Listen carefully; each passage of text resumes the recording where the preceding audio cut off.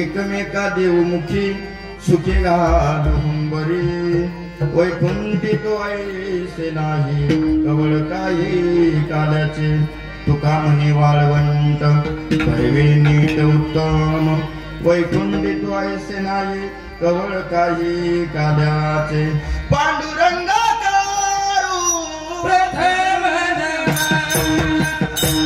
पांडुरंगा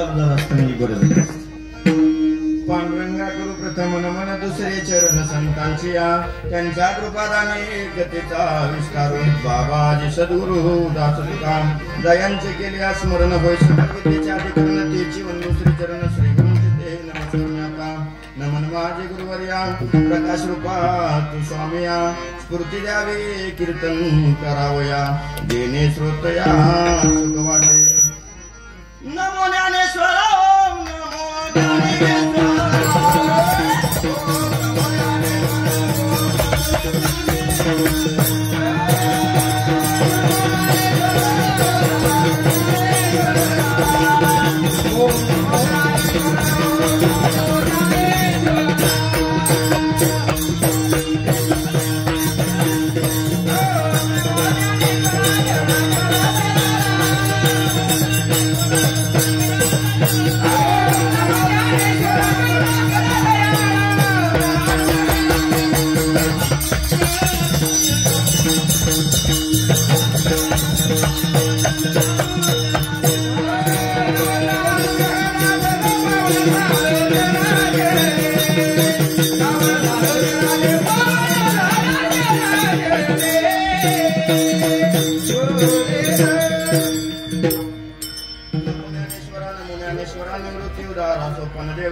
मुक्ताबाई नमो त्रिगुणी पावानी आद्य जननी देवाच्या मस्तके पायावरी या वारकरी संतांच्या जिथे ज्ञान विज्ञान संजीव होते जिथे योग विद्येस सामर्थ्य येते जिथे मानवाला मिळे मोक्ष गाथा तुझ्या पायरेशी सदा नम्र माता उपजून या पुढती काला खाऊ दही भात वैकुंठी तो ऐसे नाही कवळ काही काल्याचे विठ्ठल विठ्ठल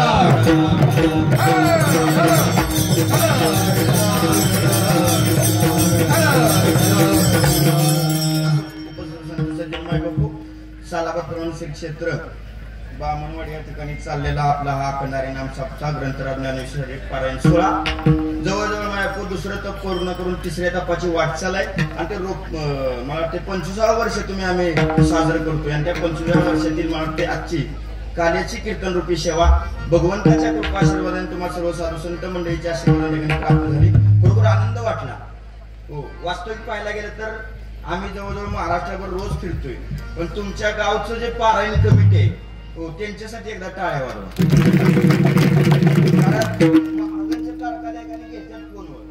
हो पण मला वाटतं या पारायण मंडळामध्ये एवढी व्यक्ती आहे एवढी एकजूट आहे जवळजवळ मला वाटते 10-15 जण एक बोलेरो गाडी घेऊन सरणी महाराजांच्या गाठी बिठी घ्यायला आली म्हणजे मला वाटतं या आपल्या कराड पाटण तालुक्यातील पहिलं गाव असेल की एवढं पारायण कारण पारायण मंडळाची गंमत अशी असते की बुवाचं बुवाला बरं वाटत बघा नाहीच म्हणते त्यावेळेस पण माहिती आहे खरं आहे, पण एक दाखवून दिलं परमार्थाची ताकद आहे की आम्ही सुद्धा ठिकाणी एक आहे आणि एकीच बळ हे परमार्थाचं वैभव आहे. जेवढा मंडप फुलत ठिकाणी झालेला आहे.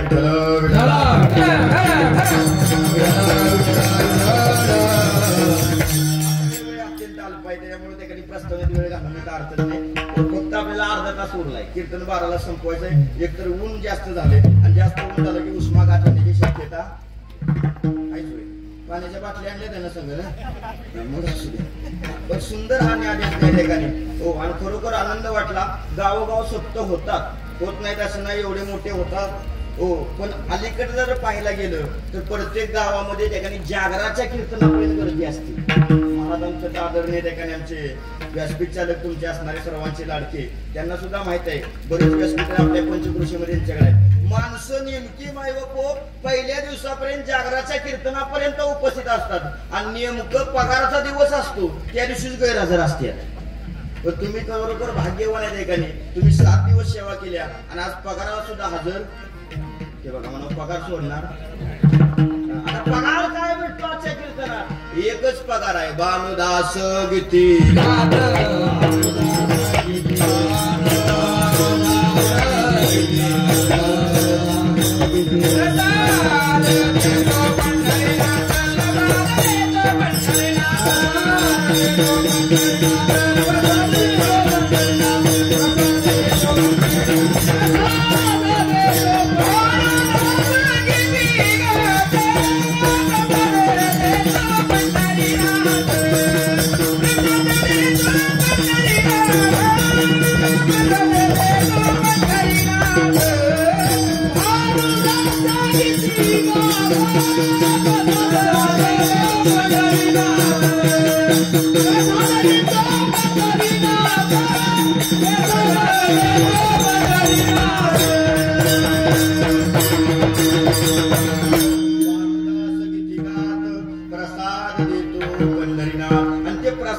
कीर्तन द्याय आणि आजचं म्हणजे काल्याचं कीर्तन. विठ्ठल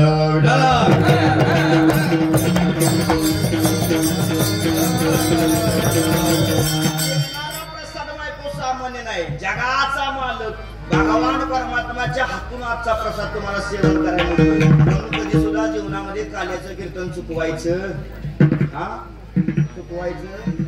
मोठ्यानं म्हणा की बरोबर आहे. आणि माणसं इतकी हुशार झाली आज परमार्थाकडे माणसांचा ओढा कमी झालाय. कारण कसं आहे, माणसं फायद्याशिवाय इकडे येत बघा नाही म्हणताय. मग चांगली गोष्ट आहे बरोबर आहे. कारण बघा त्याच्यापेक्षा डबल टिबल गर्दी झाली असते ठिकाणी. फक्त रातच्या मार्गाने चुकराय पाहिजे होतं कीर्तनात की उद्या येणारा महाराज प्रत्येकाला 1-1 ग्रॅम सोनं देऊन जाणार आहे. मला वाटतंय मला गावच्या बाहेर जाऊन दिलं म्हणताय मग चांगली गोष्ट आहे. माणसाला इकडे यावं तर काहीतरी दिलं किंवा पाहिजेच म्हणताय मग चांगली गोष्ट आहे. त्याच्यासाठी आमचे गुरुवारी हरिभक्त करायला मिळवण्याचे राष्ट्रीय कीर्तनकार दत्ता महाराज सांगोलकर यांनी ठिकाणी ही मंडळी सर्वांनी ठिकाणी बघितलं असेल. आपल्या आमच्या साखर कारखान्यावर मोठा सप्ताह चालू आता 20 एप्रिलला चालू होणार आहे बघा. मग पहिल्या वर्षी नियोजनाची बैठक झाली आणि बैठकीमध्ये ठरलं की सप्त्याला काय लागतं तर सप्त्याचं नाक हे वाचक. सप्त्याचं नाक आहे वाचक आहे. आमच्याकडे सप्त्याला वाचकांचीच बोंबाबोंब. तुमच्याकडे कसं काय भरपूर आहे चांगलं आहे. 25 वर्ष आहे म्हणजे भरपूर आहे. तर आमच्याकडे बघा मी एक व्यासपीठ घेतलो म्हणजे बघूया काय व्यासपीठ चालवलं तर मजा असते एक वेगळी. म्हणून मी वेगळ्या एका गावात आहे आणि आमच्याच गावात व्यासपीठावर बसलो होतो आणि वाचाय बसलो. पहिला दिवस चालवला पुढे एकच माणूस होता. मग तिकडे परिस्थिती गुरुवारांच्या देण्यात आली. मग लक्षात आलं म्हणजे काय पाहिजे वाचक. म्हणजे वाचक आणायचं कुठनं. पहिल्या वर्षी म्हणजे बघूया कसं तरी तुम्ही प्रयत्न करा. आम्ही सगळ्या बुवा मंडळींनी प्रयत्न केलं. प्रत्येक गावोगावी जाय तिकडे सांगितलं. आता सुद्धा सांगतो कारण पारायण जवळ आले म्हणून सांगतो. विठ्ठल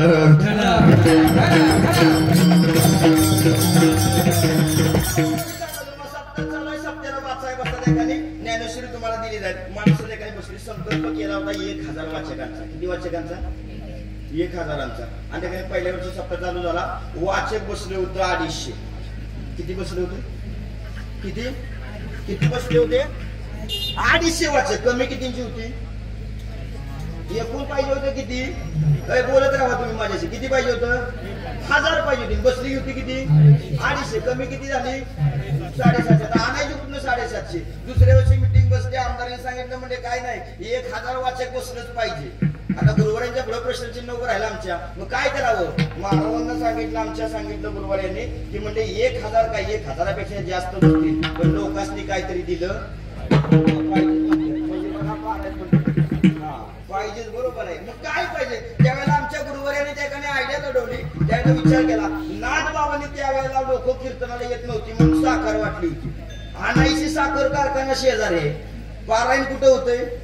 साखर कारखाना. मग गुरुजींनी आमच्या त्या ठिकाणी आमदारांना सांगितलं म्हणजे साहेब येतील माणसं, पण एक काम करूया, जो वाचायला बसत त्याला 5 किलो साखर देऊया.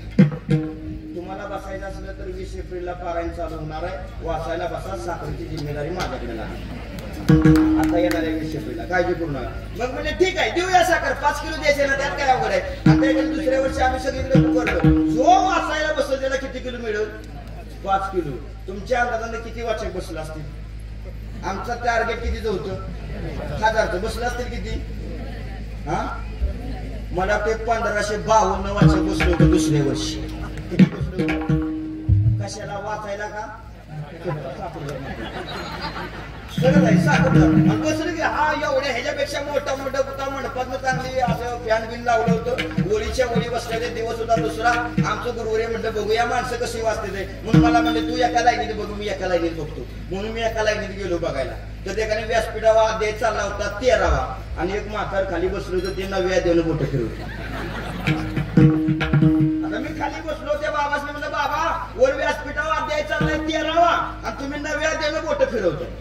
तसं ते माझ्याकडे बघितलं, खाली बघितलं, माझ्याकडे बघितलं, खाली बघितलं. परत मला म्हणला ग बस. म्हणला मला वाचायलाच येते. म्हणलं बसलायच कशाला? म्हणला फुकटचे 5 किलो सोडायचं आहे कशाला? म्हणजे एवढी परिस्थिती ना, म्हणजे लोकांना काहीतरी द्यावं लागतं, त्याशिवाय लोक इकडे ओढत नाही. त्यावरती तुकोबारायांनी अभ्यास केला, लोक इकडे काय ना. आता लोक इकडे आल्याशिवाय जीवाचा उद्धार नाही. मग लोकांना काहीतरी दिलं पाहिजे. जीवाचं आणि शिवाचं ऐक्य घडलं पाहिजे. पण ते कशा प्रकारे घडलं पाहिजे? लोकांना सांगून तुकोबारा ठकले, लागून या पाया गाडी बोला सांगतो तुम्हाशी भजारे विठ्ठला, नाहीतरी गेला जन्म वाया. सगळं सांगितलं, देवाशिवाय पर्याय नाही. पण लोक इतकी मायपू आगाव की माणसं इकडे ओढायला तयार नाहीत. पण तुकोबारांनी विचार केला, जीवाचे आणि जर शिवाचं ऐक्य साधून जर मायपू यांना जर द्यायचं असेल तर एकच उद्देश आहे, यांना काहीतरी दिलं पाहिजे. मग तुकोबारांनी विचार केलं, अशी कोणती गोष्ट देऊया म्हणजे लोक तिकडे ओढली जातील. त्याला तुकोबारांनी विचार केला, काय नाही, एक तर जीवाचं आणि शिवाचं ऐक्य साधायचं आहे आणि ब्रह्म त्या ठिकाणी त्यांना दाखवायचं आहे. मग अशीच कोणती तरी गोष्ट आणूया जेणेकरून त्या ठिकाणी जीव आणि शिव एकत्र होईल. मग काय केलं पाहिजे, काय दिलं पाहिजे? तर तुकोबारांनी विचार केला, एकच गोष्ट दिली पाहिजे, त्यासनी काहीतरी खायला दिलं नाही तर गडबडीनं अभंग वाचणार आपल्याकडे. काहीतरी त्यांना दिलं पाहिजे, कारण माणसं काहीतरी दिल्याशिवाय इकडे ओढत नाहीत. आणि त्या ठिकाणी तुकोबारांचं उद्दिष्ट जे होतं की जीवाचं शिवाचं ऐक्य साधायचं आहे. मग जीवाचं शिवाचं ऐक्य जर साधायचं असेल तर एकमेव मगाचं प्रमाण आहे का? प्रसाद देणारा कोण आहे? आणि तो प्रसाद कुठे भेटतो? काल्याच्या कीर्तन. मग काल्याचं त्या ठिकाणी रूपक केलं. रूपक करत असताना दही आणि भात आणला. काय आणला? दही आणि भात आणला. आता मला सांगा, दही आणि भाताचं जर रूपक का केले तर त्याचं उद्दिष्ट तुकोबारांच्या डोळ्यापुढे एकच होतं. आता दही बघायला गेलं तर दही हा अनेक वचने आहे का एक वचनी शब्द आहे? हा, मराठी येतं का नाही तुम्हाला? एक वचने आहे का अनेक वचने आहे? दही किती असतात? अनेक का एकच? दही एक आहे, बरोबर का नाही? आणि भात अनेक आहे, शीतळ अनेक आहे. मग मला सांगा, तसं या मृत्यूला पाहून जीव अनेक आहेत आणि शिव कसा आहे? एक आहे. म्हणजे देव कसा आहे? एक आहे. मग ज्या वेळेला या जीवामध्ये शिव एकरूप होईल त्या अर्थी मायपो जीवनाचं कल्याण होईल. मग तुकोबारांनी मायपो दही आणि भाताचं रूपक केलं. त्याची शीतळ वेगळे आहेत, म्हणजे जीव अनेक आहेत आणि दही एक आहे, शिव आहे. आणि त्या दह्याचं आणि त्या ठिकाणी भाताचं एकत्रीकरण या नाम संप्रदायामध्ये काल आहे. पण तुकोबारांचं उद्दिष्ट वेगळं होतं की जीवाची आणि शिवाची भेट घडवून आणायची होती. म्हणून काल्याच्या कीर्तनाच्या रूपाने त्या ठिकाणी त्यांनी दही आणि भाताचं रूपक केलं. आणि पुन्हा पुन्हा जन्माला येऊन तो दही भात काला खावण्यासाठीच आम्ही मृत्यू लोकांमध्ये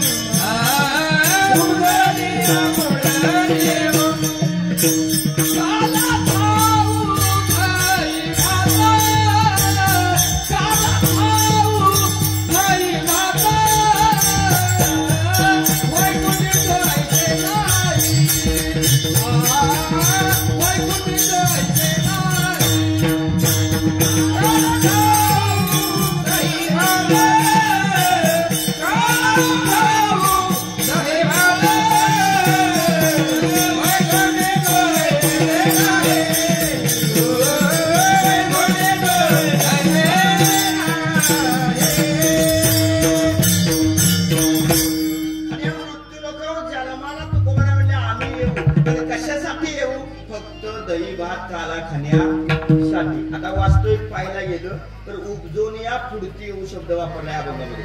आता पुढती या शब्दाचा अर्थ असा आहे की यापूर्वी जगद्गुरु तुकोबाराय म्हणतात मी या मृत्यू लोकावर आलोय आणि याच्या नंतर सुद्धा आम्ही मृत्यू लोकामध्ये येणार. याचं नाम पुढती आहे बरं का. म्हणजे याच्या अगोदर सुद्धा आलोय आणि नंतर पुढे सुद्धा येणार आहे. पण तुकोबारायांना विचारलं कशासाठी येणार आहे महाराज, तर फक्त आम्ही दही आणि भाताचा काला खाण्या.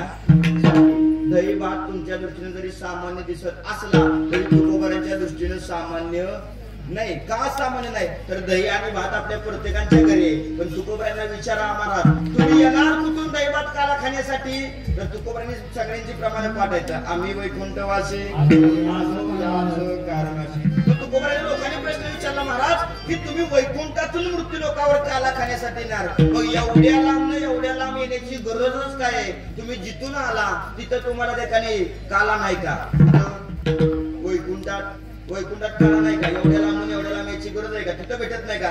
तुकोबाराय म्हणजे जर तिथं आम्हाला काला भेटत असता तर एवढ्या लांब येण्याचा प्रयास केला नसता. म्हणजे किती दुर्लभ गोष्ट आहे दही आणि भात. तुम्हाला सामान्य दिसतोय पण तुकोबारायांच्या दृष्टीनं तो दही आणि भाताचा काला सामान्य नाही. म्हणजे वैकुंठात तर काला नाही. मग महाराज ठीक आहे वैकुंठात राहू दे ठिकाणी तुम्हाला, पण त्याच्या जरा खाली या. त्याच्या खाली आणखी लोक आहे. कुठला लोक आहे माहिती आहे का तुम्हाला, स्वर्ग लोक आहे. कुठला आहे, स्वर्ग लोक आहे. मग स्वर्गामध्ये तुम्ही जावा, स्वर्गामध्ये काला आहे का, जर तुकोबाराय म्हणजे स्वर्गामध्ये जर काला असता तर स्वर्गीच्या मृत्यू लोकी व्हावा जन्मावा तिथं काला असता तर त्या ठिकाणी मला स्वर्गात जायला लागलंच नसतं ठिकाणी असता तर गेलो असतो खाली आलो. पण महाराज ठीक आहे स्वर्गलोकामध्ये काला नाही तिकडे राहू द्या, पण तुम्ही ब्रह्मलोकामध्ये काला जायचं. ब्रह्मदेवाकडे काला, तर ज्याला तुकोबाराय सांगितलं जर ब्रह्मदेवाकडे जर काला असता तर ब्रह्मदेवाला या मृत्यूलोकावर वेश पाठवून त्या ठिकाणी यावं लागलं नसतं का. हो त्यांनी वेश पलटला आलं होतं. आता चरित्रामध्ये सांगणार आहे वेळ आता किती का होते आता लय धावावं लागणार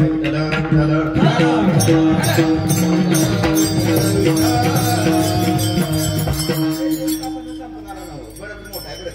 आता काय आपल्याला पर्याय नाही. आणि त्या ठिकाणी तिथं या म्हणजे ब्रह्मलोकामध्ये, तर ब्रह्मलोकामध्ये सुद्धा काला नाही. मग आता म्हणजे एवढ्या लांबून आलाय खाली तिसऱ्या पायरीवाला. आता म्हणजे शेवटचा एक लोक आहे हो जिथं इंद्र राहतो इंद्रपुरी अमरावती म्हणलं गेलंय. त्याला काय म्हणलं गेलंय, अमरावती मध्ये काला आहे का, तर तुकोबाराय म्हणजे जर अमरावती मध्ये जर काला असता तर ज्या वेळेला भगवान परमात्म्यानं मृत्यूलोकामध्ये काला केला तेव्हा ती अमरावती ओस पडली होती. आजी ओस अमरावती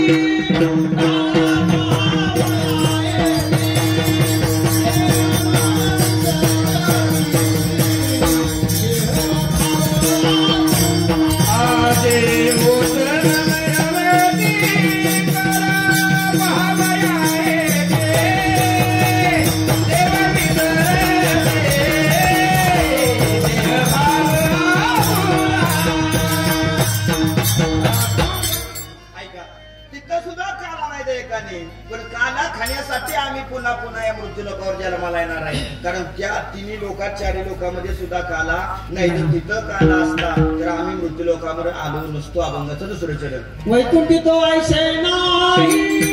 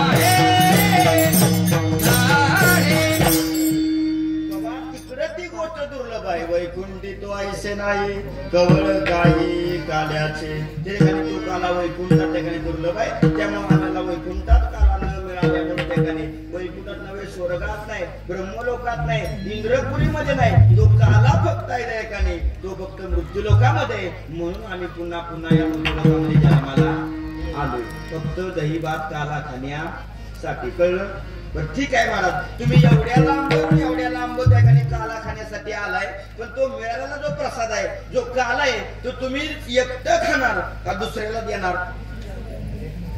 तुकोबाराय म्हणले आमचा संप्रदाय अप्पल पोट्या नाही म्हणजे आपल्याच भातावर डाळ ओढून घेणारा नाही. म्हणजे उदाहरणार्थ जर सांगा तुमच्या घरामध्ये चांगला गुलाबजामचा बेद आहे त्या ठिकाणी चांगलं काहीतरी पदार्थ केलाय आणि त्याच वेळेला तुम्ही बरोबर जेवाय घेणार आणि शेजारचा येणार.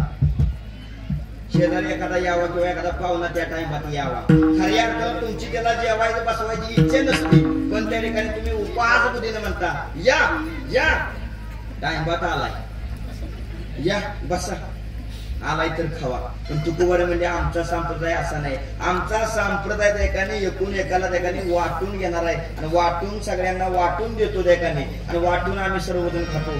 आम्हीच त्या ठिकाणी स्वतःहून खात नाही पण तो खाण्याचा एक प्रकार आहे. बरं मिळालाय पण तो वाटला तर वाटलेला काला कसा खायचा त्याचा सुद्धा प्रकार आहे. उगीच आला हातात म्हणून लगेच टाकला तोंडात अशातला भाग पण तुम्ही लगेच घेता धडपडता प्रसाद मिळण्यासाठी. हो एकदा दह्यांडी फुटली की त्या ठिकाणी धडपडता आम्हाला काल्याचा प्रसाद मिळावा. आता त्याच्यामध्ये काय आहे लाया शेंगाने त्या ठिकाणी काय थोडस दही आहे आणि तोच प्रसाद महत्वाचा आहे. त्याच्यात धडपडता मिळाला की लगेच तोंडात टाकतात पण तो तसा प्रसाद खायचा नाही. तसा प्रसाद खाला तर पुण्य लागत नाही. मग कसा खायचा अभंगाचं दुसरं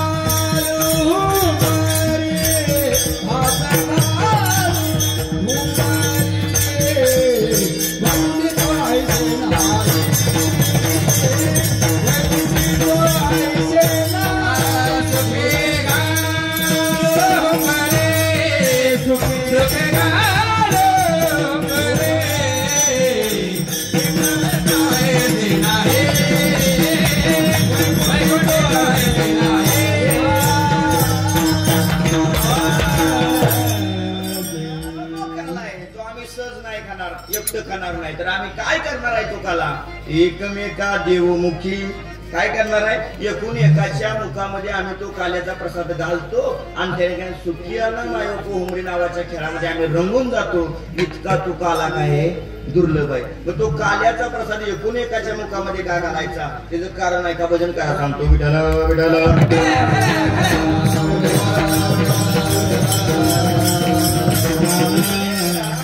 देवाच्या राक्षसाला भांडणं लागली होती. राक्षस म्हणायचे आम्ही श्रेष्ठ आहे देवांपेक्षा आणि देव म्हणायचे आम्ही श्रेष्ठ आहे. वास्तविक पाहायला गेलं तर ताकद बला डेकून राक्षस का देव बसलेले हा आरबाट सारबाट कोण खात देव का राक्षस? हा राक्षस म्हणजे आपण कोण आहे मी म्हणलं नाही. आरबाट सारबाट कोण खात राक्षस बरोबर. मग देवाच्या तर त्या दोघांच्या भांडणं लागली होती. राक्षस म्हणायचं आम्ही श्रेष्ठ आहे आणि देव म्हणायचं आम्ही श्रेष्ठ आहे आणि दोघांचं मिटवायला भगवान विष्णूंच्याकडे गेली सगळी देव आणि राक्षस. आणि असं म्हणले काय प्रकार आहे तर म्हणजे असं असं आमच्यात वाद लागलाय. त्यावेळेला विष्णूने विचार केला. राक्षसाने सांगितलं तुम्ही तुमच्या तोंडानं म्हणलं म्हणून तुम्ही श्रेष्ठ होऊ शकत नाही. बरं देव जरी म्हणले त्यांच्या तोंडाला तुम्ही श्रेष्ठ आहे आम्ही, तरी सुद्धा ती श्रेष्ठ होऊ शकत नाही. श्रेष्ठता कधी ठरती? दोघांच्या मध्ये म्हणजे परीक्षा घेऊया. काय करूया? त्यावेळेलाच कळतं ना श्रेष्ठ कोण आहे, कमी आणि जास्त कोण आहे. परीक्षा घेऊया म्हणजे मग काय परीक्षा घेऊया? कशाची घ्यायची? तर त्या एकाने देवानं सांगितलं म्हणजे खायची परीक्षा घेऊया. कशाची घेऊया? राक्षसा आनंदानं उड्या मारायला बरं झालं म्हणजे आमच्याच पार्टीचे त्या ठिकाणी पैसे लागले. आता खायला ही कोण होती? एक्सपर्ट ना खाण्याच्या बाबतीत. ठीक आहे म्हणले चालतंय. झालं भोजन तयार झालं. पंक्ती बसल्या. पहिले राक्षस म्हणजे आम्ही बसणार, कारण म्हणजे देव जर बसलं जेवण संपलं तर आम्हाला मिळायचं नाही, म्हणून राक्षस म्हणजे आम्ही बसलो. देव म्हणजे बसा. पहिली पंगत बसली. जेवण वाढलं गेलं. राक्षसाच्या तोंडाला पाणी सुटलं होतं. कधी राहत घालतोय पण देव आहे ना चतुरा तो शिरोमणी सगळा म्हणे धन्य विठोबा. हो देव हुशार होता ना. आणि देवाने काय केलं? राक्षसांच्या पंक्तीला वाढून झालं की अशी लांबडी माणग्याची कामटं काढली होती. आणि देवानं का नाही त्या राक्षसाचा हात इथनं इथपर्यंत काय केलं होतं? बांधलं होतं, जेणेकरून हात असा कोपरात वापरून त्याने खायला आलं नाही पाहिजे. जगाला दाखवायचं ना देवाला. आता कोपरात वापरून खायला नाही आलं पाहिजे. आता राक्षसांचा हात बांधल्यामुळं आता परीक्षा म्हणलं तर पेपर सुद्धा कठीण काढला पाहिजे. राक्षसाने घास उचलला पण तोंडात टाका येतोय कुठं? कारण हातच वाकरला ना असा. आता करायचं काय? शेवटी ती राक्षस काय म्हणून त्याने विचार केला असं खायला येणार ना. मग त्याने विचार केला तो हातातला घास उचलायचा आणि असा वर टाकायचा आणि तोंड वर करायचं. आता वर टाकलेला घास तोंडात जाईल का? हो, कुणाच्या डोळ्यात गेला, कुणाच्या नाकात गेला, काय सगळ्या जेवणाचा सत्यानाश झाला. 5 मिनिटाची वेळ दिली होती. राक्षसांची वेळ संपली. सगळ्या जेवणाचा सत्यानाश झाला. आता पंगत बसली कुणाची? देवाची. पण देव सगळ्या जेवाय बसले. पण देव हुशार होते ना. देव असे पंक्तीनं नाही बसले. मराठीतला 63 आकडा माहित आहे का तुम्हाला? 63 आकडा अशी बसली होती देव समोरासमोर. आणि जेवण वाढलं गेलं. हो, आता राक्षस म्हणली बघू पेपर एवढा अवघड काढलाय इकडे कशी पासू देते. कॉपी केली तर आम्ही बघायला आहे. आणि देवानं सुद्धा त्यांचं सुद्धा हात बांधलं त्या एकाने कामटानं. आता एकाने राक्षसांनी तसं उचलून वर टाकलं तसं देवाने केलं नाही. हो, देवाने अगोदर श्लोक म्हणला. वदनी कवळ घेता नाम घ्या श्री हरीचे सहज हवन होते नाम घेता मुलाचे. हो, श्लोक झाला. कुंडली झाली. आता एकाने घास उचलला. विचार केला आपल्याला खायला येणार झालाय पण आपल्या पुढच्याच्या तोंडात सरळ जातोया. विचार करा आपल्याला येणार झालंय खायला पण पुढच्याच्या तोंडात जातो. उचलला घास पुढच्याच्या तोंडात घातला. आता पुढच्याच्या तोंडात घास घातल्यानंतर लाज घालत त्यांना सुद्धा त्याच्या तोंडात घास घालायला लागल, कारण त्याला पण खायला येणार. म्हणजे तर ह्यांच्याकडून त्याचं पोट भरते त्याच्याकडून त्याचं पोट भरते. आणि 3 मिनिटात जीव रिकामे झाले जीव शरणे. ही देवांची युक्ती आहे. पण तसं मिळालेला जो प्रसाद आहे एकमेका देवमुखी घालो बरी. आम्ही तो काला मिळून वाटून खातो एकामेकाच्या मुखामध्ये घालतो. बरं महाराज ठीक आहे तुम्ही वैकुंठावरून काला खाण्यासाठी आला. वैकुंठात तो काला नाही. बरं मिळालेला काला तुम्ही एकूण एकाच्या मुखामध्ये घालणार आहे. पण आम्हाला सुद्धा तो काला खायचा आहे. पण आम्हाला काला खायला यावं लागल. कुठं कुठं तुम्ही तो काला करणार आहे? अभंगाचं शेवट.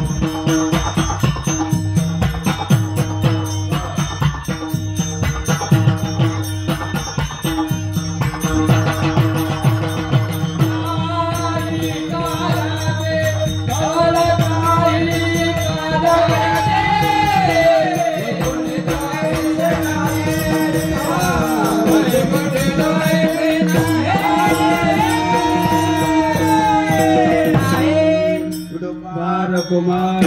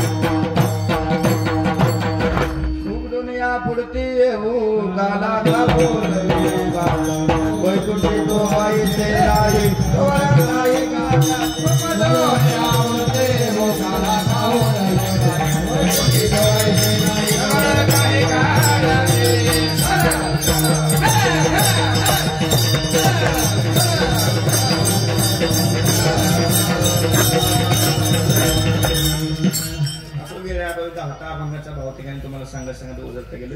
आता काल्याचं कीर्तन म्हणलं की सगळ्यांचं त्या ठिकाणी लक्ष लागले असते कशावर? भगवान श्रीकृष्णाच्या चरित्राचं उच्चारण करणं या नाम काय काल्याचं कीर्तन. म्हणून तुम्हाला मी दाखवतो त्या ठिकाणी अभंगाचा भाव सांगितलं. राहिलेल्या वेळामध्ये चरित्र ते उच्चारण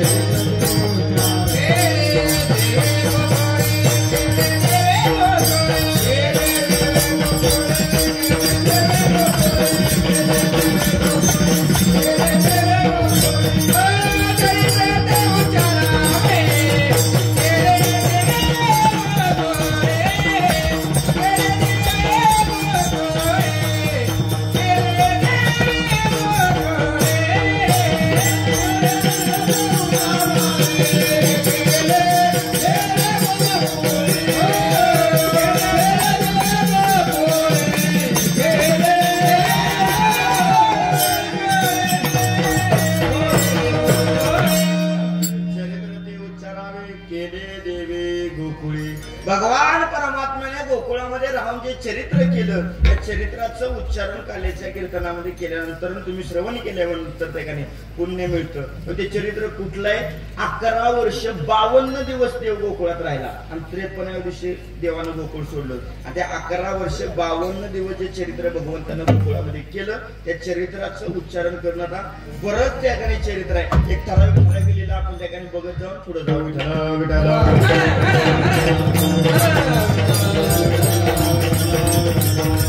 वास्तविक पाहायला गेलं तर देव जन्माला यायच्या अगोदरच चरित्राला सुरुवात केली होती देवाला. जर तसं पाहायला गेलं तर भागवतामध्ये तुम्हाला कळत ज्यावेळेला ठिकाणी वसुदेवाचं देवकीचं लग्न लागलं आणि सर्वांना कथा भाग माहिती आहे. जवळजवळ 24 वर्ष काल्याचे कीर्तन आहे. मला फक्त त्यातलं महत्वाचं टॉपिक तुम्हाला सांगून पुढे जायचं. ऐका, लग्न झालं. लग्नामध्ये ठिकाणी वरातीमध्ये स्वतः घोडं चालवायला ठिकाणी वरातीचं घोडं होतं त्या हाणायला ठिकाणी कंस बसला होता. पण तेवढ्यामध्ये आकाशाची वाणी झाली आणि सांगितलं कंसाला की बाबा हो जिच्या वरातीमध्ये तू मिरवतोय ती तुझी बहीण आहे पण त्या ठिकाणी हिच्या पोटी येणारा आठवा तुझा काय करणार आहे?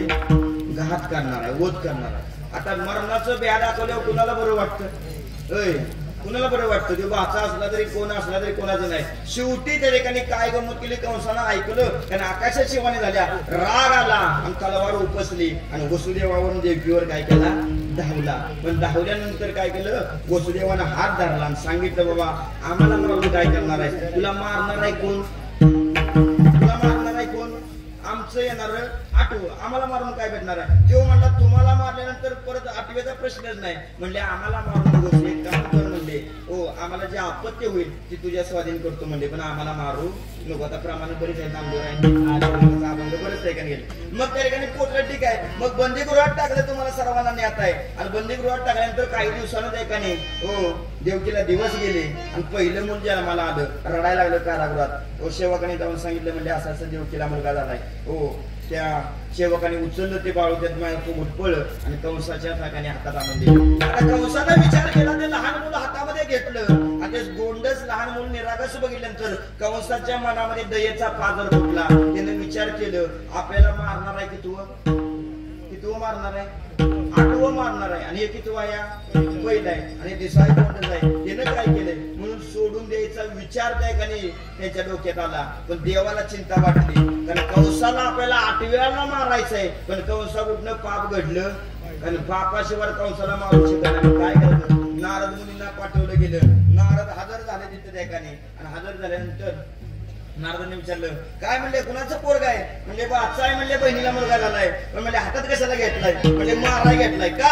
तर म्हणजे मला येणारा 8वं यांच्या पोटी येणार आहे ते मारणार आहे. पण म्हणले हे किती आहे? पहिला आहे. मग म्हणले ह्याला कशाला मारू? 8वं मारणार आहे. कंसाला नारद मुनी सांगितलं ए येड्या तुला माहित आहे कुठला 8वं आहे ती? वर्ण खाली मापलं तर शेवटचं, वर्ण खाली मापलं तर शेवटचं 8वं, खालनं वर मापलं तर पहिलं. त्याला संभ्रमाच टाकला पण त्याने विचार केला नाही आता सोडायचंच नाही म्हणून अशी ते पहिलं मारलं अशी 6 मारली. किती मारली? 6 मारली आणि 6 मारल्यानंतर माझ्या पातळ घडलं आणि 7व्यांदा पुन्हा गर्भ राहिला. पण त्याकडे योग मायने तो गर्भ काढला आणि वसुदेवाची दुसरी पत्नी तिचं नाव काय होतं? यानं 24 वर्ष झाला ऐकताय कीर्तन. पटपट बोला. थोडं लय महत्वाच्या लीला सांगायचं तुम्हाला. काय होतं नाव? वसुदेवाची दुसरी पत्नी. काय होतं तिचं नाव?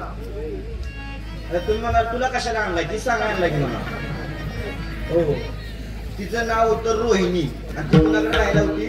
नंदराजाकडे. काय काय मध्ये ती नंदाची पत्नी होती बरं का. नंदाची नव्हती, नंदाच्या घरी राहायला होती. रोहिणी ही वसुदेवाची दुसरी पत्नी आहे. आता योग मायेने तो गर्भ काढला आणि वसुदेवाची दुसरी पत्नी रोहिणी तिच्या गर्भामध्ये टाकला आणि इकडे भगवंतानं अवताराचं प्रयोजन केलं. योग मायला सांगितलं तू तिकडे गोकुळात म्हणले यशोदेच्या पोटी अवताराला म्हणजे गर्भामध्ये जा. मी इकडे देवकीच्या गर्भामध्ये आणि प्रवेश केला भगवंतानं आणि जसजसं त्या ठिकाणी दिवस जात होतं तसं त्या ठिकाणी देवकीच्या चेहऱ्यावर तेज खुलत होतं. काय अभंग आहे तो नामदेवरायांचा विठ्ठल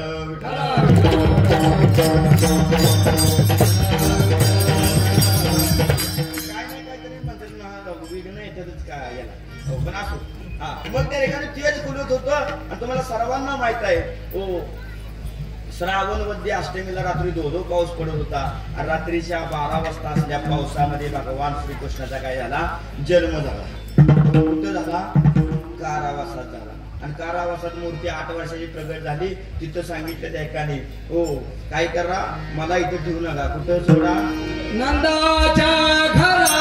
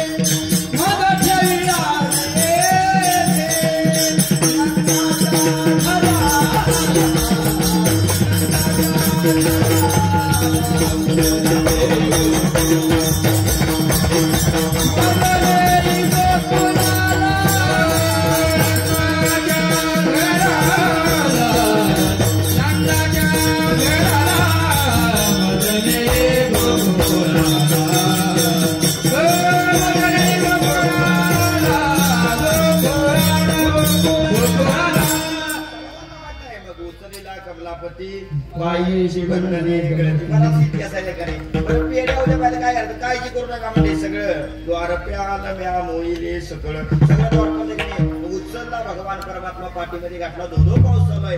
ओ शेषराजाने ठिकाणी छत्र धरलं होतं आणि पलीकडे जात असताना नदी जवळ आले आणि नदीला यमुना माहिती थोडी भरून वाहते. त्याचं जायचं कसं, बापानं विचार केला मागं जावं तर मुलाचा काय होणार, बोधणार. विचार केला काय व्हायचं ते होते म्हणजे जायचं. पाण्यात जायला सुरू केलं बापानं. ओ पाणी गुडघ्याला लागलं, गुडघ्याच्या वर छातीला लागलं, छातीला त्यांनी गळ्याला आलं पाणी. आता त्या देवाला पण बघायचं होतं बापाची परीक्षा, बापाला गोड काढते बरं का. ऐकाय इकडे लक्ष द्या. झालं एक 10 मिनिटं महत्वाच्या भागाला तुम्ही इकडे तिकडे बघू नका. इकडे 1-2च लिहिलं तुम्हाला मी सांगणार आहे. हे फक्त मला तिथं न्यायचं आहे, कारण हे सांगितल्याशिवाय मला पुढे जाता येत नाही. कारण काल्याचं कीर्तन म्हणलं की हे सांगावं लागतं थोडं काही. ऐका त्याला फक्त तिकडे ते कार्यक्रमाला येणार, बरेच काय येणार, कार्यकर्ते येणार, प्रसाद घेऊन येणार. तिकडे लक्ष देऊ नका, तिकडे त्याच्या एकाने लक्ष. फक्त एक ओनली 10 ते 15 मिनिटं विठाला विठाला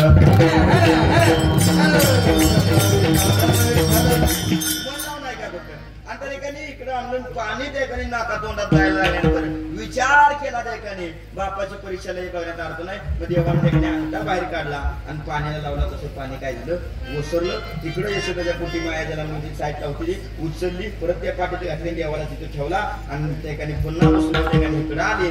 सकाळी उजाडलं, बघितलं तर त्या एकाने सगळ्या गोकुळामध्ये आनंद झाला होता. आणि सगळ्या गोकुळामध्ये इतका आनंद झाला होता किती गवळणा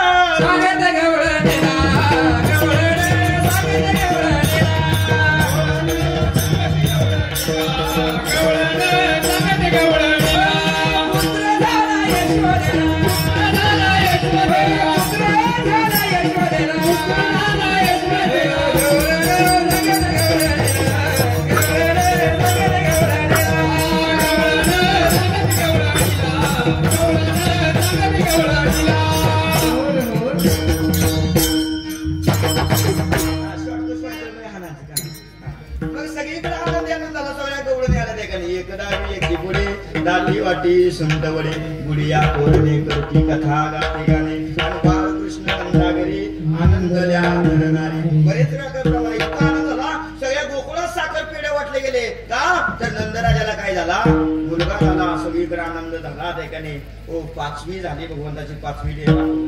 आणि 6व्या दिवशी भगवंताचं होतं 6वा दिवस आणि 5वीकडे भगवंताची पुजली. आणि इकडे ती माया उचलून आणलेली कंसाच्या हातात ती इकडे दिली आणि मायेला माराय कंस गेला तेव्हा माया हातानं सुटायचं सांगितलं, अरे कंसा, अरे मला काय मारतोयस, बाया माणसाचे राजकारण काय करतोस म्हणले, तुला मारणारा म्हणजे गोकुळ काय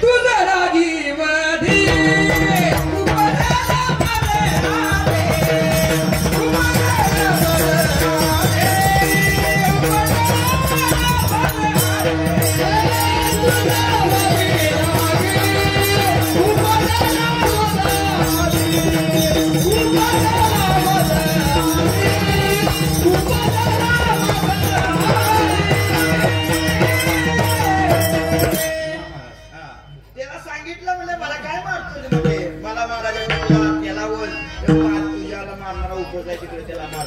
शेवटी कंस टेन्शन मध्ये आला त्या ठिकाणी. माया निघून गेली. आता काय करायचं? मिटिंग बसली कंसाची. आता मिटिंग बसली, गंमत आली अशी. मिटिंग मध्ये सगळ्यांनी मानाखाली घातल्या. आता लहान लेकरू आहे, गड्या माणसाचं काय काम? तुम्हाला येऊन तर देतो का बारक्या पोरापासून? नाही येऊन देत. त्याला आईने विचार केला आता काय करावं. तेवढ्या कंसाची बहीण, तिचं नाव आहे पुतणा, सर्वांना माहिती आहे. ते आणि दादाला विचारलं का टेन्शन मध्ये? अगं म्हणले असं आहे म्हणजे तिथं तुमचं काय काम नाही, बाहेर काम आहे, काळजी करू नको. त्याला मारायचंय ना म्हणजे मी मारते, काळजी करू नको, माझ्या हातात काम दे. आणि ते काम घेतलं हातामध्ये. बाहेर आले, स्तनामध्ये दूध भरलं हो, आणि सुंदर असं रूप धारण केलं. आणि कुणाच्या वाड्याला गेली? नंदाच्या वाड्याला. आता बाहेर आली, भगवंत झोपले होते ऐका. आणि त्याकडे बाहेर हाक मारली. यशोदा आली. यशोदेला विचारला का पोराला मला सांगितलं नाही? म्हणजे तुला सांगायला तू कोण माझी सांगायला? ती म्हणजे तू मला ओळखलं नाहीस? अगं म्हणजे मी तुझी बहीण आहे. तशी यशोदा म्हणते माझ्या बापाला मी एकटीच आहे, मला काय बहीण? म्हणजे तू कुठल्या? अगं चुलत बहीण आहे. माझ्या बापाला भावच नाही तर चुलत बहिणीचा विषय न. तशी म्हणली लांबच्या नात्यानं म्हणले बरं आपण काय काम काढलं? अगं म्हणजे पोराला भेटायचंय. तशी म्हणली पोरग माझं झोपलंय, आता कसं तरी तुझं झोपलंय. म्हणजे आता तुला जाता येणार नाही. पण देव तेवढ्या जागं झालं आणि विचार केला भवानीचं गिराईक जर सोडलं तर परत धंदा चांगला होयाचा.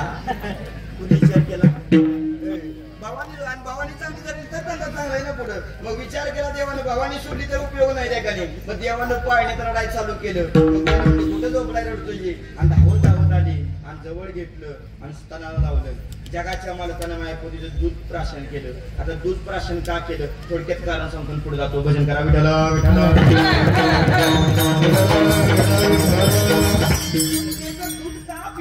त्याला त्याने पाठीमागच्या अवताराचं कारण नाही. गोटो अवतार ज्या वेळेला भगवंतानं धारण केला, सुंदर असं ब्राह्मणाचं रूप धारण केलं होतं. आणि कुणाकडे गेला होता?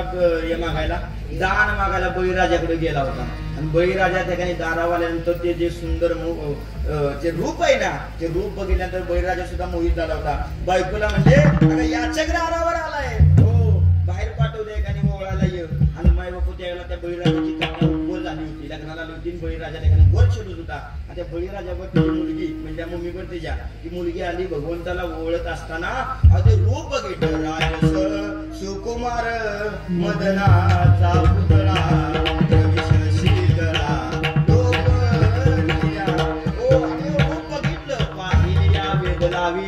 वैशी आणि मनामध्ये बघा.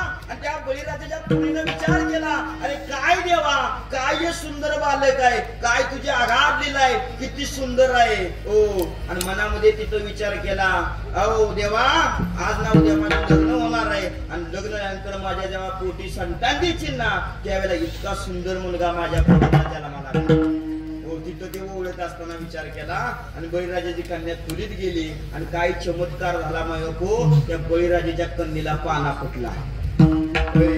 ऐका एवढं सुंदर रूप बघितलं, पाना फुटला. आता पाना फुटल्यामध्ये कोपऱ्यात रडू बसू लागली. काय करावं? जर या अवस्थेत मी बाहेर गेले, काय लग्न नाही काय नाही, अचानक पाना फुटलाय, बापाचे आबरू गेल्याशिवाय राहायचं नाही, काय करावं? तेवढ्यामध्ये तो गोटो अवतारामध्ये असणारा भगवान परमात्मा तिच्या खोलीमध्ये आला. त्याला सांगितलं अरे कोण आहेस तू मला माहित नाही, पण तुझ्या मोहानं म्हणले मला पाना फुटलाय. कुठेतरी कोपऱ्यामध्ये चलन म्हणले माझा पाना पिऊन टाक. त्यावेळेला त्याने सांगितलं बया आता शक्य नाही, तुझा पाना मी नक्की पिन म्हणले, पण या अवतारात नाही पुढल्या अवतारात. आता म्हणजे तुझा पाना आटून जाईल आणि पुढल्या अवतारात तो पाना प्राशन केल्याशिवाय त्याने मी बसणार. तो पाना आटून गेला. तीच पुतना पुढल्या अवतारामध्ये, तीच त्याने बळीराजाची कन्या पुढल्या अवतारामध्ये पुतना आली आणि दूध प्राशन केलं. दिलेला शब्द भगवंतानं पाळला, दूध पिऊन टाकलं, रक्त प्राशन केलं, पंचप्राणाला हात घातला आणि माझ्या पुतणीचा काय केला? वध केला. पहिल्या अवतारात त्याने, सातव्या अवतारात सुद्धा पहिली बाईच मारली. 8व्या अवतारात सुद्धा त्याचा इतिहास आहे बाई मारायच्या पाठीमागं. त्यानं का तुमच्या मागे लागला ते मला काय माहित नाही, पण भागवत हे वाचणारा रामायणाचा मग कळलं त्या ठिकाणी. इकडं पण पहिल्यांदा बाईच मारली, इकडे पण बाईच मारली, लक्षात घ्या. आणि वध केला आणि भगवंत ठिकाणी हळूहळू कलेनं मग आकाला भट आला. पंचांग सांगाय उलट सुलट सांगायला त्याला इतका मारला, विटंबीला भट दिला पाठीवरी, मारला नाही त्याला, दक्षिणा दिली त्याला. फक्त एकच सांगितलं तुला जर कपाळाला गोपीचंद नसता तर तुला सुद्धा सोडला नसता. म्हणून त्या काही गेला बरं झालं बरं. आणि भगवंत त्या ठिकाणी रांगत असताना बरेच चरित्र केलं. थोडं भगवंताला कळके पण आलं आणि कळके पण आल्यानंतर भगवंत बाहेर आले. आणि बाहेर आल्यानंतर बाकीची सवंगडी गोळा केली. बघितली तर बारकी सगळी अशी खारकीगत वाळली होती आमच्यासाठी. एकटंच गुडगुडीत होतं. आता गुडगुडीत का होतं? पोरग कुणाचं आहे? राजा आहे. घरात खरका बदाम दूध बीत काय कमी होतं का बघू. आणि बाकी म्हणजे काय असे वाईट देवानं म्हणलेलं का त्याच्याकडे बघितलं म्हणजे तुम्ही कारकीकडे वाळाय सगळी काय बांधकडे आहे तुम्हाला घरात दही दूध खायला मिळत नाही का? नाही म्हणले आमच्या घरातलं सगळं दूध डेअरीला आणि खरूच पोराच्या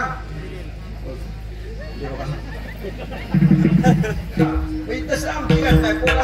पोरं पण आता आमची दूध प्यायला तयार नाही त्या ठिकाणी. म्हणजे अशी परिस्थिती आहे. मग तेव्हा म्हणजे असं केलं ना मग आजपासून म्हणजे सुट्टी नाही. मग आगून दिनात ना मग आजपासून आपण म्हणजे असं नाही चोरा चोरी करायची. आणि भगवंतानं दहीदूध चोर मंडळ मुक्काम गोकुळ मंडळ स्थापन केलं आणि चोरी करायला सुरुवात केली देवानं दहीदुधाची. मग गाडगी फोड कडकी फोड. मग तक्रारी यशोदामाईकडे यावं लागल्यात. बऱ्याच तक्रारी त्या ठिकाणी यावं लागल्या. यशोदामाईला वाईट लागली. आता काय करावं प्रश्नचिन्ह आहे. मग त्या एकाने तक्रार येऊ लागल्यानंतर शानी जाणती आजी होती बरं का. हो पोराला टिकली होती आहे. मग त्या आजीला विचारलं म्हणजे काय करू कार्टा ऐकणच झालं या मारत्या काय करते आणि तक्रार रोज कुणाचं तरी भांडार घेऊन येते काय करायचं. त्यावेळेला यशोदा मातेला एका म्हातारीने सांगितले एक काम कर म्हणते तुझं पोरग जर तुला थंड यावं असं वाटतंय ना तर म्हणजे गणपती बाप्पाला नावास कर. कुणाला नावास कर? तुम्ही पण करता का नाही? नवसं करता का नाही? मग देवासनी नवसं पोरग थंडी यासाठी. हो मग तसं म्हणजे गणपती बाप्पाला म्हणजे गणपती सुद्धा त्यावेळेला होता. हो बरं का. आणि गणपती बाप्पाला नमस्कार गणपती बाप्पाच्या मालामध्ये मंदिरामध्ये गेली त्या ठिकाणी देवघरात गणपती बाप्पा होते. गणपती बाप्पाला हात जोडले आणि सांगितलं गणपती बाप्पा माझं एवढं थंड येऊ दे आणि थंड जर आलं तर तुला 1000 लाडून 1000 मोदकाचा नैवेद्य दाखवेल. कुणाला? गणपती बाप्पाला. आणि नवस केलं तर त्या बाबाला ऐकला आणि ऐकल्यानंतर तुम्ही विचार केला आता म्हणजे गणपती बाप्पाला आहे ना आपल्याला वास केलाय जरा गणपती बाप्पाची महती वाढवायला पाहिजे. आहे का काय लीला आहे भगवंताची तिथं बघा. आहे का. आणि गणपती बाप्पाची लीला वाढवायला पाहिजे म्हणून देवाने 1 महिना खोडी केली नाही. 1 मास देवे खोडी नाही केली प्रचिती आली यशोदेशी.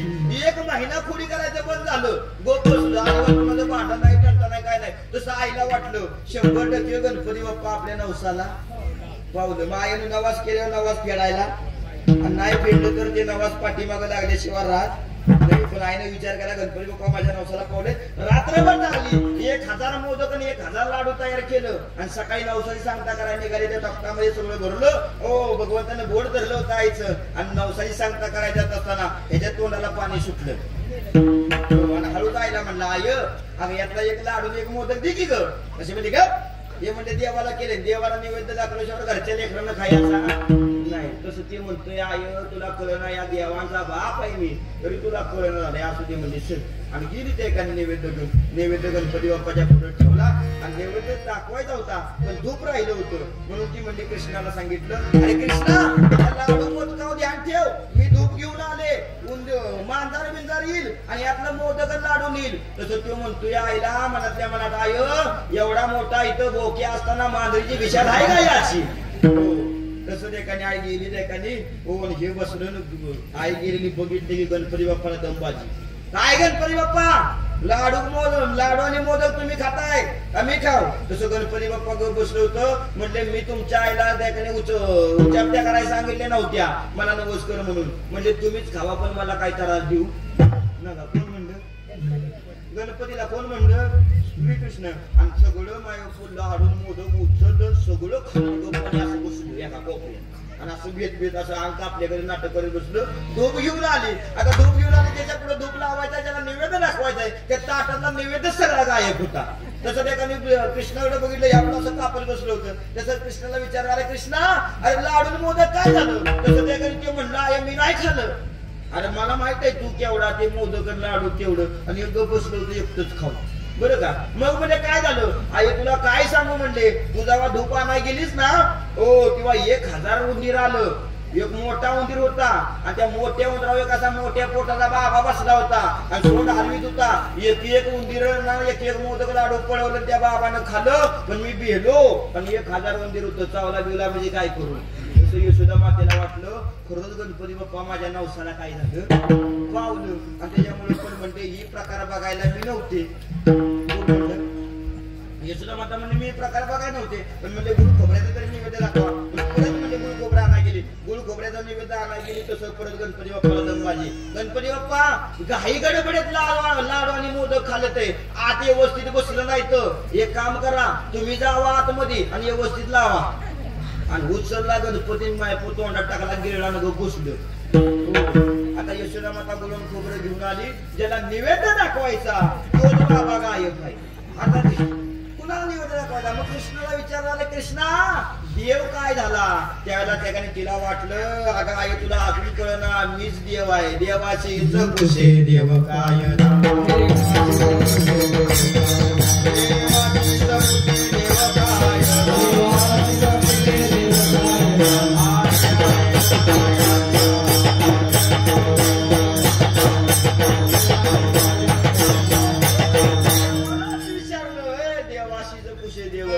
असे आले बोला. अशा अनेक लीला केला, दहीदूध नाच केला, गाडीची विडीची गाठ मारली, बरंच ठिकाणी एक शेवटची लीला सांगून कीर्तन ठिकाणी संपूया. विठाल विठाल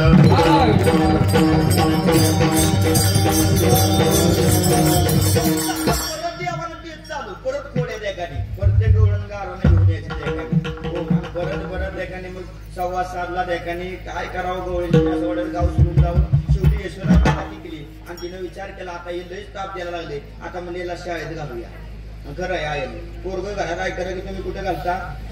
शाळेत. त्या मास्तरांच्या मागत आता अंगणवाडीच्या बाई थकल्या ते समोरून ते आपल्या 2 वाजेपर्यंत निवांत येतात. तसं म्हणजे शाळा, पण त्या काळची शाळा कुठली होती?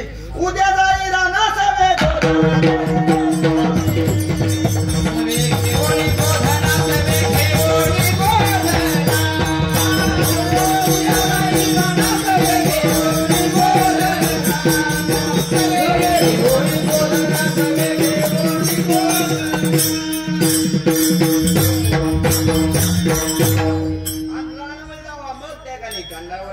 हातामध्ये काठी साडी बरेच ठिकाणी मग देव निघाला गाई गुरं घेऊन. आता काय झालं, ती गाई गुरं चराई घेऊन जात असेल, जेवाय घरी यायची. पण देवानं सांगितलं उगीच कशाला ताप होतोय.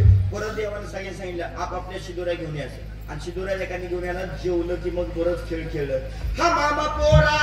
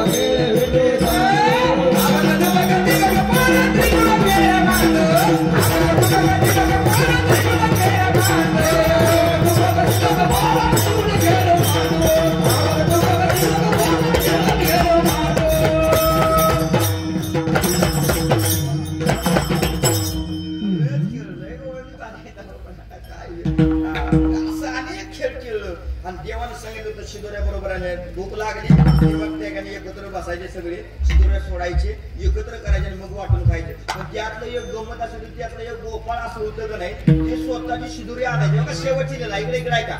शेवटची लिला अतिशय गोड आहे. इकडे मधला बचत गट, इकडे लक्ष द्या. आणि त्यावेळेला कधी देवाने ठरवलं होतं की ज्याची शिदोरी असेल त्यानं तिथं पंक्तीला बसायचं. आणि त्याच्यावर एक गोपाळ होता का नाही, तो गोपाळ काय करायचा, शिदोरी बराबर आणायचा नाही, भूक लागली गपचुपरी झाडाच्या मागे जायचा आणि खायचा आणि ह्यांच्या वाटणीला परत यायचा. आणि देवाच्या निदर्शनास आलं आणि देवाने एक दिवस गंमत सगळ्यांनी बोलवलं जेवायला. सगळी बसली आणि मग टाका सगळ्यांनी शिदोऱ्या, सगळ्यांनी आणलेल्या शिदोऱ्या टाकल्या. आता हे एकटं गप बसलं होतं आणि हिनं शिदोरी आणलेली गप्पाने खाली उठून गप बसलो होतं. आता सगळ्यांनी टाकलेलं देवानं बघितलं, त्याला म्हणजे तुझी शिदोरी कुठे आहे? नाही म्हणला, मला आणलीच नाही. कारण ते माझ्या गरीब होतं, गरीबाच्या घरचं होतं. दुसऱ्याची गाय गुरं राखायची आणि ते मिळत खायला ते खायचं होतं. आणि त्या ठिकाणी गंमत अशी झाली, देवानं सांगितलं जवळ तुझी शिदोरी तू आणत नाहीस तवर तुला ह्यातला घास सुद्धा मिळणार. आता याला वाईट वाटलं. आतापर्यंत आपण गर्दीत खोटा पैसा चालवलाय, आता शिदोरी आणायची कुठं? आता त्या बिचारीकडे बागाय गेलो तर ती जोडे नाही.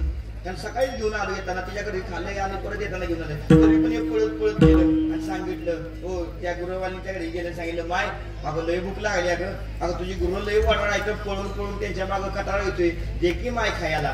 हो ती म्हणली बांधून दे म्हणला. ती म्हणलं बांधून नाही, खायचं तर इथंच गेलं. आता याला भूक लागली तिथं खाल्लं, मागं पुढे बघितलंच नाही. आता म्हणला पण त्यानं मागितलंय ना शिदोरी, आता त्यानं मागितलं पण द्याच ह्याचं काय? तर त्याला जाता जाता सांगितलं माय कागदी की लोटकं काय दिली म्हणलं टाक तरी दिली लोटकं बर ती म्हणजे मडकं कुठं आहे मडकं ते म्हणतात नाही तिकडेच मडकं आहे आणि ही जात काय करायची मडकं रोज नेलं का नाही टाकाला तिकडे प्याचं म्हशीच्या शिंगटावर मारून ते मडकं फोडायचं कुंभार घरात आणून ठेवू का तुला रोज मडकं नवीन द्यायला ती म्हणजे तसलं काय काय चालायचं एक काम कर इथंच पे म्हणली आणि ते घेतला गेला टाकाचा ठिकाणी लोटकं गाठा गाठा गाठा गाठा टाक पिलं आणि ठिकाणी एक तोंडात साठलं एवढं माय टाकाचं दोन्ही गोब गाल फुगवून टाक साठवून ठेवलं आता टाक साठवलं तो निघाला तिथनं आणि इतक्या पळत जे निघालं म्हणताय पळत असताना स्वर्गातल्या देवाने विचार केला की तो 100% भगवंत काहीतरी करणार आणि टाकामध्ये टाक तोंडामध्ये आहे हो आणि एक पळत पळत निघालं स्वर्गातले देव त्या ठिकाणी वरून सगळी बघित होती एक पळत पळत पळत आलं आणि कृष्णाजवळ उभं राहिलं म्हणजे बोल अंड्यास काय शिजवली टाक म्हणला खाली तसा म्हणला ते काय म्हणलं आता बोलायचं तोंडात काय आहे ते लांब दाखवलं तसं ताट पुढे केलं म्हणलं ह्याच्यात टाक नाही म्हणलं त्याच्यात टाकून जमणार गलास पुढे केला ह्याच्यात टाक नाही म्हणलं त्याच्यात टाकणार त्याच्यात टाकायसारखं नाही मग देवाने विचार केला काय करावं देव म्हणला त्यांनी लगेच ओळखलं कुठे पाहिजे देव समोर आला खाली बसला देव आ केलं आणि माझ्या त्या गोपाळाने माझ्या चूळ आपली टाकायची होती ना ती भगवंताच्या तोंडामध्ये भरली ती भक्तीचं वैशिष्ट्य आहे अशा अनेक प्रकारच्या लीला केल्या भगवंतानं खंडीबार पोटी भूक काय केरायाची सुगंध अशा अनेक लीला भगवंतानं गोकुळामध्ये केल्या आणि त्या लीलेचं वर्णन साधू वाळवंटामध्ये केला तुका म्हणे वाळवंट देवाने सुद्धा वाळवंटात केला म्हणून साधू संत महात्म्याने वाळवंटामध्ये केला असा आपल्या गावामध्ये संपन्न झाला आणि तोच कालेला प्रसाद तुम्हाला आम्हाला खायला मिळतोय हे तुमचं आमचं परम भाग्य असो त्यामध्ये सगळ्यांनी सेवा करण्याची संधी प्राप्त झाली सर्व ग्रामस्थ भजनी मंडळ ठिकाणी श्री क्षेत्र बामणवाडी झाली सेवा सर्वांच्या चरणी अर्पण करतो मृदंगाचार्य आमच्या अभिजित महाराज असतील आमचे ज्ञानराज वारकरी शिक्षण संस्थेचे सर्व विद्यार्थी आमच्या आदरणीय संस्थापक विजय महाराज रामिष्टे झाली सेवा त्यांच्या चरणी अर्पण पीटी मास्तर असतील आमचे व्यासपीठ चालक सर्व आदरणीय सर्व गोड मंडळी शांत प्रेम करणारे सर्वजण गोड अशी शेरणी सिस्टीम लावली 2 कॅमेऱ्यावाले आहेत त्या ठिकाणी सर्वांच्या सेवा ठिकाणी चरणी अर्पण करून माझ्या वाणीला पूर्णविराम ज्ञानेश्वर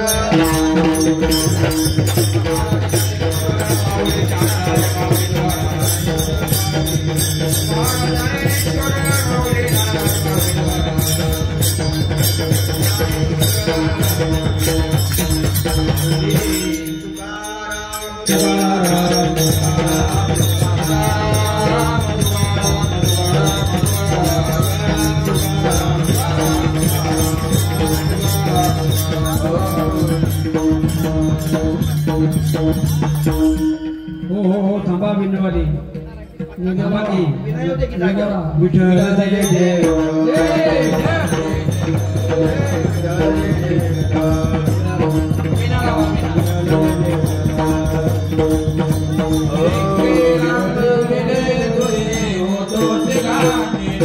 Hey,